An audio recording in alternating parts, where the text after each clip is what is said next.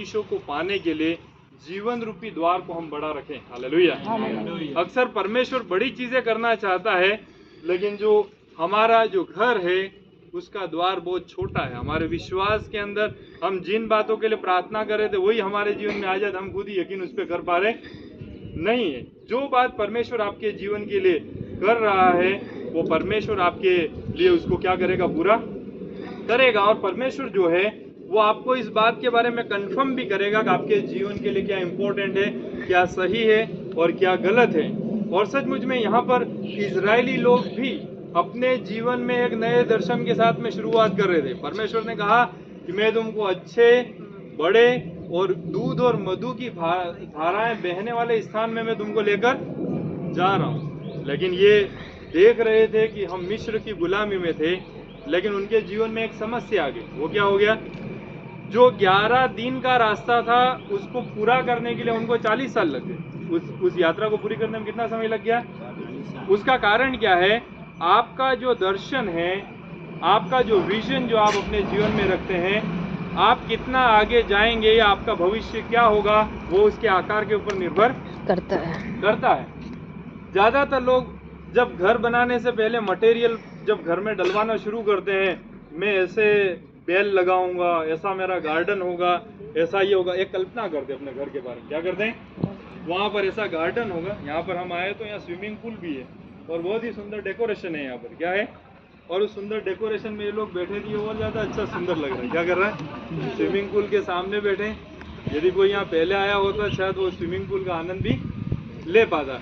तो मेरा जो कहने का तात्पर्य है कि हम घर को बनाने से पूर्व उसकी क्या करते हैं?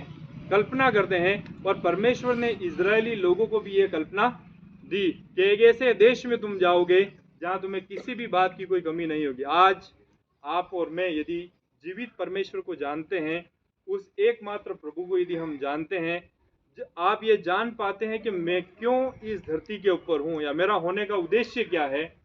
लेकिन आपके सामने यदि ये चुनौती है कि आपने कभी परमेश्वर की आवाज़ को सुना नहीं, कभी आपने परमेश्वर से दर्शन को अपने जीवन में देखा नहीं, आप सब कुछ अच्छे से अच्छा कर रहे हैं, लेकिन आप अपने मन में इस बात को जानते हैं कि वचन जो आ रहा है वो मेरे जीवन में मुझे उस दर्शन की ओर लेकर नहीं जा रहा है, तो ये वचन आपके जीवन को आगे बढ़ने में सहायक बनेगा। इजरायली लोग उस वायदे के उस स्थान में जाने के लिए परमेश्वर उनको आगे लेकर चलता है। और परमेश्वर ने वहाँ पर इम्पोर्टेंट बात जो 3 अध्याय की 8वीं आयत में लिखी हुई वो है कि उस मिस्र की गुलामी से परमेश्वर ने उनको छुड़ाया और इसके बाद पहुंचाया। छुड़ाया भी है और पहुंचाया भी। परमेश्वर किसी को आधे रास्ते में छोड़ता नहीं है। उनको उस वायदे के स्थान में जाने के लिए, पहुंचाने के लिए उस जगह से वो लेकर आया। और आपके जीवन के लिए भाई मैं कहना चाहता हूँ, परमेश्वर ने एक गंतव्य स्थान आपके जीवन में रखा है। आप उस दर्शन के लिए अपने दिल को, अपने विजन को बड़ा करें, परमेश्वर की बात को, परमेश्वर की इच्छा को जानने के लिए, और परमेश्वर आपके जीवन में उस अद्भुत कार्य को करेगा। हालेलुया। और सचमुच में जब तक परमेश्वर हमारे जीवन में हमारे साथ है, एक वचन जो प्रकाशित वाक्य में लिखा हुआ है कि परमेश्वर जब तक नया द्वार हमारे जीवन के लिए नहीं खोलता, वो किसी दरवाजे को हमारे लिए बंद करता नहीं है। और वो दर्शन ये है कि आने वाला कल का जो उद्देश्य प्रभु ने मेरे जीवन के लिए क्या रखा है। सचमुच में हम उन लोगों के समान न बने जो बाहरी जो परिवर्तन को होने की अपेक्षा में लगे रहे और उनके मन के अंदर कभी भी उनका विश्वास कभी मजबूती को प्राप्त कर पाया नहीं। हम अपने विश्वास की रक्षा करें, अपनी बुलाहट की हम रक्षा करें, अपने दर्शन की हम रक्षा करें, क्योंकि जिस विश्वास योग्यता से परमेश्वर ने आपको और मुझे बुलाया है, हमें आशीषित होने के लिए इस जगह पर रखा है, उसकी रक्षा करना हमारा परम कर्तव्य है। हालेलुया। सचमुच में अपने दिल की आकृति को बड़ा करें। आप वैवाहिक जीवन में भी जुड़ने वाले हैं, आपको उस बड़े द्वार को अपने जीवन में बनाए रखना है कि परमेश्वर की वो बड़ी आशीषें आपके घर के अंदर आसानी से आ सके। हालेलुया। देखा, मैंने आपसे बताया कि आपने एक अच्छे फर्नीचर को खरीदा, लेकिन आप परेशान हो रहे कब उसको उस घर के अंदर लाया कैसे जाए। परमेश्वर आपके जीवन को बहुत अच्छे आशीषित करेगा, लेकिन इम्पोर्टेंट बात है कि हम उसके लिए तैयार रहें, उनको प्राप्त करने के लिए, स्वीकार करने के लिए। आपके जीवन का जो दर्शन है वो इस बात पे निर्भर करेगा कि आप किस प्रकार का दर्शन अपने कल के लिए रखते हैं। यदि आपके पास में छोटा दर्शन है, आपका भविष्य बहुत छोटा होगा। ज़्यादातर लोग बोलते हैं कि मैं अपने जीवन में जो भी काम कर रहा हूँ, मुझे समझ में नहीं आ रहा कि आगे क्या होगा। उसका कारण क्या है? उसके दर्शन का आकार जो है वो बहुत ही छोटा है। यदि आपने अपने घर में केवल 2 ही रोटी बनाई तो उससे 20 लोग खाना खा के उनका पेट भरने वाला नहीं है। हम विश्वासी, हमारे विश्वास के आकार को हम बड़ा करें, हमारे दिल को हम बड़ा करें और साथ ही हमारे दर्शन को भी हम बड़ा करें, ताकि परमेश्वर की सिद्ध इच्छा हमारे जीवन में, हमारे परिवार में, हमारे रोज के जीवन के अंदर पूरी हो सके।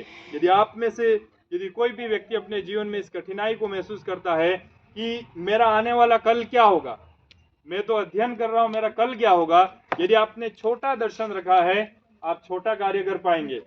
यदि आपने बड़ा दर्शन रखा है अपने जीवन के लिए, तो आप बड़ा कार्य कर पाएंगे। और तीसरी बात, यदि आपने अपने पास कोई दर्शन रखा ही नहीं है, तो आप कुछ भी कर पाएंगे नहीं। आप लोगों से ही पूछते रहेंगे, अब मैं क्या करूं, आगे मुझे क्या करना चाहिए। आपको अक्सर कई लोग ऐसे मिलेंगे जो बात बात पे आपको कहते रहेंगे कि मेरे लिए प्रार्थना करना, मेरे लिए प्रार्थना करना। फिर और कोई मिल गया तो आप भी मेरे लिए प्रार्थना करना। पर प्रार्थना क्यों करना वो उनको खुद को भी मालूम। उसका कारण क्या? आपके पास दर्शन नहीं है, आपके पास कारण नहीं है। एक व्यक्ति इन दिनों में 10वीं बोर्ड का रिजल्ट आया है, और 10वीं बोर्ड का रिजल्ट आया तो कई जो 10वीं में पढ़ने वाले लोग वो एक सब्जेक्ट का चुनाव करते हैं उन्हें किस क्षेत्र में जाना। यदि आप बड़ी पिक्चर देख रहे हैं, आपको साइंस मैथ्स लेना पड़ेगा, और यदि आप एक एवरेज व्यक्ति है तो आपको जैसे तैसे अपने ग्रेजुएशन के बारे में सोचना पड़ेगा। लेकिन आपका जो दर्शन है, यदि वो छोटा है, आप छोटे लक्ष्य को प्राप्त करेंगे। यदि आपका दर्शन बहुत बड़ा है, आप बड़े उद्देश्य को अपने जीवन में पूरा करने वाले बनेंगे। लेकिन आपके पास दर्शन नहीं तो आप ज़्यादा कुछ कर पाएंगे नहीं। आप अपनी रोजमर्रा की जिंदगी में रहेंगे। भजन संहिता 20 और उसकी 4थी आयत के अंदर लिखा हुआ है, वह तेरे मन के मनोरथों को पूरा करेगा। हालेलुया। आज के इस दिन परमेश्वर हम में से प्रत्येक को आशीष देने पाए। मैं देख रहा हूँ ज्यादातर लोग काफी सीरियस हैं, गंभीर हैं, और हम मना रहे हैं बर्थडे। और मैंने आयत भी बोली कि भजन संहिता 20 और उसकी 4 में क्या लिखा गया है, वह तेरे मन की मनोरथों को पूरा करेगा। अब प्रॉब्लम यह है कि कई लोगों के पास तो मनोरथ ही नहीं है, तो पूरी भी क्या करेगा और वो मांगेंगे भी क्या। आजकल कई लोग इसलिए भी घबराए क्योंकि एक तो 2000 रुपये का नोट बंद हो गया। 2-4 दिन से मैं भी एक नोट लेके घूम रहा था। तो पहले एक पेट्रोल पंप पे गया और वहां जाने के बाद मैंने 700 रुपये का पेट्रोल भराया। मैंने कहा इसको तो दे ही देना। तो वो बोले भाई ये तो एमएलए साहब का है, अब आपकी बदलाएंगे तो फिर बाकी कैसे होगा। तो मेरे को फिर उसको खुले देने पड़े 500 और 700 दिए। उसके बाद एक किराना स्टोर गया। मैंने कहा एक ही नोट है, पर्स में अंदर छुपा के रखी थी इमरजेंसी के लिए। और किराने स्टोर से मैंने काफी सामान खरीद लिया। मैंने कहा पैसे काट नहीं, आजकल तो 2000 वाले तो क्या कौन जमा कराने जाएंगे। तो यूं करते करते मैंने 2000 रुपये खर्च कर दिए उस नोट को चलाने के लिए। आज सुबह जब मैं आने के लिए यहाँ निकला, मैंने रास्ते में पेट्रोल पंप वाले से पहले पूछा आप लोगे तो ही भराऊंगा, नहीं तो भले डीजल खत्म हो जाए तो कोई बात नहीं। उसने कहा नहीं हमारे यहाँ चल रही है, क्या है। तो यदि आप भी ऐसी टेंशन में हो तो आप जल्दी इसको जमा कर दे ताकि वो आपके लिए सेफ अमाउंट आपके लिए बन जाए। परमेश्वर इस समय के लिए आपको आशीष दे। धन्यवाद।